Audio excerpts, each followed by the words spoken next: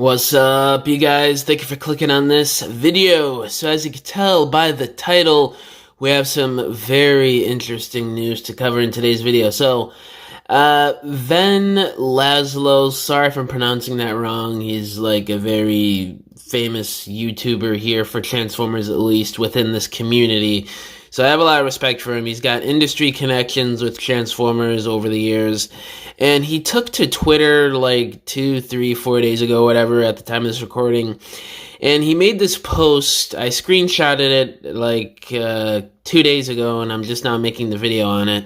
And he's talking about the original plans for what Rise of the Beast was going to be. And there's a lot of good info in this post here. So I'm going to read it to you guys and give you all my thoughts on it, as I always do. So let's delve right in. He says here, and I quote, "Original title, The Transformers. OG release date, 2021. Ig director, Joseph Kosinski. Main plot, Optimus and his Autobots trying to fit in on their new home. Then the Decepticons show up and cause chaos. Mainly taking place in New York with a final battle in Africa." Oh boy. And then he made his own little Transformers, the movie, title thing there that he made himself, which is pretty cool looking. But delving into this info, boy, oh boy. This is going to cause quite a bit of discussion in the Transformers fandom if this starts to really gain traction and get popular by people, which I think it will at some point soon. If it already hasn't, sorry if I'm like misinformed on that. But so it was originally just going to be called The Transformers. There wasn't going to be any subtitle. You could arguably call it a cheesy subtitle like Rise of the Beast. Release date in 2021. So it seems like this was the plan, I don't know, pre-pandemic or maybe right after the Bumblebee movie dropped and they saw the success of what could be a new continuity starting with Bumblebee in 2019. These might have been the plans, or early 2020. Because if I remember correctly, Stephen Caple Jr., when he was getting interviewed, I can't remember what the interview was. It was last spring or last summer leading up to Rise of the Beast dropping, that whole press release. He said something along the lines of he was interviewing for the job of directing the Transformers movie around the time COVID just started or right before it started. So it seems like here from the info Laszlo has here that they already had a director locked in, but they backed out, or he backed out for some reason that I obviously don't know what the reason was. But Joseph Kosinski, if you guys don't know who that is, he is the director of freaking Top Gun Maverick, if you can believe it. So we almost had the dude that directed one of the greatest action movies of all time, and especially in recent years, if you want to argue the fact it's probably one of the greatest action movies of all time. So this movie, I mean, no knock to Stephen Caple Jr., he did a lot of good things with Rise of the Beast. I thought it was a pretty good movie. And especially the fact that we're seeing our first black director, a person of color like myself. It's very honoring to see that happen. But, I think the movie would have been a bit better with Joseph Kosinski directing it. This is the dude that directed Top Gun Maverick, so and a few other really good movies over the years. I can't remember. I'll probably throw up a screenshot of some of his discography over the years. But the director of Top Gun Maverick, ladies and gentlemen, was originally going to direct the sequel to the Bumblebee movie. Can you believe that? Isn't that freaking insane? I don't know. I think the movie would have been better if it was in the hands of him. I don't know if he is a Transformers fan per se, as Caple Jr. seems to be, but I don't know. He seems like the person that if he wasn't, he would do the research that he's supposed to do, and he would treat these characters the way he's supposed to. But I don't know. It's neither here nor there. They obviously didn't pick him. We went with Caple Jr., and the movie still turned out pretty good in my opinion. But it's just crazy to me that they were originally going to choose the director of Top Gun Maverick, which, if you don't know, was also distributed by Paramount. So there's a little bit of, I guess, synergy within their own within their own workspace there that they wanted him to also direct their next big action movie, being Transformers. So they might have already knew that freaking Top Gun Maverick was going to be a hit a few years before it came out, before the COVID delays, before it hit that. Which is pretty funny to think about if you ask me, but yeah, that's pretty crazy. And the main plot just being the Autobots and Optimus fitting in their new home on Earth, and the Decepticons actually showing up in this movie.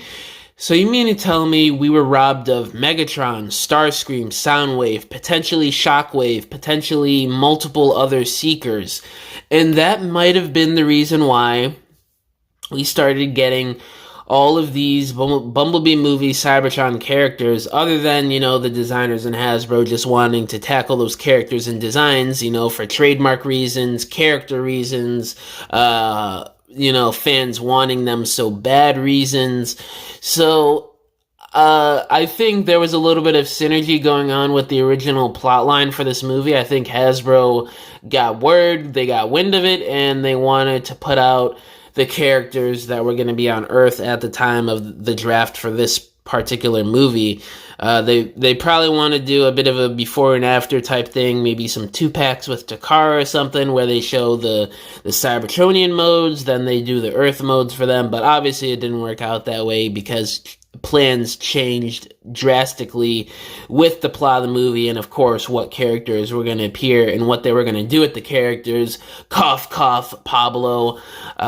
So, I think that would have been, I don't know if I would say it would have been better, because even though the story that they ultimately went with was pretty different and sort of out of left field and not really something we were all expecting, if you think about it this way, this is the freaking Transformers franchise. They're going to do things different almost every time. They're going to try and do different things with the characters in the lore and where they take these characters and the stories that they tell with them. So I don't really know why there was so much uproar in the first place. I mean, I get it. I don't know if it was like G1ers per se making most of the uproar, because I saw a lot of young guys online talking about this too, guys that loved Unicron Trilogy, loved animated, all these things that were arguably pretty much drastically different than what G1 Transformers was. Still talking about how the story needed to be a classic Autobots versus Decepticons story, and how they needed to take things back to the basics and all that stuff, which I sort of agree with. I mean, I would love to see that too, especially with what they did with a story similar to that in the Bumblebee movie. But it's not like the story that we ultimately got in Rise of the Beast was bad per se. I mean, I think with what Capital Jr. was given, I think he handled it pretty well. I mean, obviously in the next movie, they're setting up for the Decepticons to come to Earth. They already alluded to that in Rise of the Beast.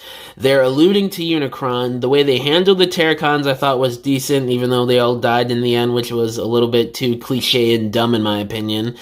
So, I don't know. I think it would have been cool to also see this story of the Autobots versus Decepticons fitting in on their new home, facing them. But I still think the story that we got was still pretty good. And for somebody who loves change in Transformers and who loves seeing different stories told with these characters, it was a nice change of pace. Now, if you guys remember in my old videos, I was saying how I wish it was more of a grounded story, something a bit more stripped back, not involving freaking Unicron, basically the devil for the Cybertronians. But over time, I have thought about that, and I'm like, man, you could have that opinion if you think that, we're all entitled to our own thoughts and opinions on pop culture, but I don't know. I think it's just something different. I think it worked out pretty well in my opinion. But I was really curious. I really want to know what the story, like the actual details are with it taking place in New York, but then leading to the end of the movie in Africa with the final battle in Africa. Maybe it was still going to be a similar story with them finding some sort of, MacGuffin artifact on Earth that somehow got there from the Transformers. Maybe it still involved the Maximals and Predacons, which is why they were also developing a Beast Wars film. I don't know if they still are around this time. They still might be developing a Beast Wars prequel film. Who knows? So the Beast Wars element still could have been involved, it seems like, with them traveling to Africa. They just, changed it to Peru for some reason. So this raises a lot of questions, ultimately. The story, the characters, what they were going to do with everything. I mean, we have rumors. We have this new info from Ven here. So, I don't know. It's very interesting to see what was going on behind the scenes. Because if you guys remember, it was a bit messy, the development of this movie. They were changing things left and right, especially when they actually finally got to edit and shoot the movie. If you remember from the test screenings, there was a lot of reports that, cuts of the film kept changing drastically, and it was just a mess behind the scenes. So, I don't know. It's very interesting to find out what went on in the development of this movie. So, but yeah, that's pretty much it for this video, guys. Let me know down in the comments below. What do y'all think about this new info about the original draft for the Transformers movie before it ultimately became Rise of the Beast as we know it? All my social medias are linked down below. My email is also down below if y'all want to hit me up about business inquiries, if you want to message me about whatever, or if you want to subscribe to my new Patreon, link down below. It's got tons of exclusive content that you won't see here on YouTube or anywhere else, such as exclusive stop motions, Transformers photography. You guys get sneak peeks at projects I'm working on, such as dioramas, stop motions, photography, videos. You guys get 1 week access before everybody else here on YouTube to my stop motion films. You guys get exclusive music and music snippets from my stop motion films. So if y'all want to help support me and help support the channel, I would greatly appreciate it. Oh, you also get Discord access. So yeah, if you guys wanna subscribe to my Patreon, link down below. But yeah, guys, thank you for watching this video. Catch y'all in the next one. Bye.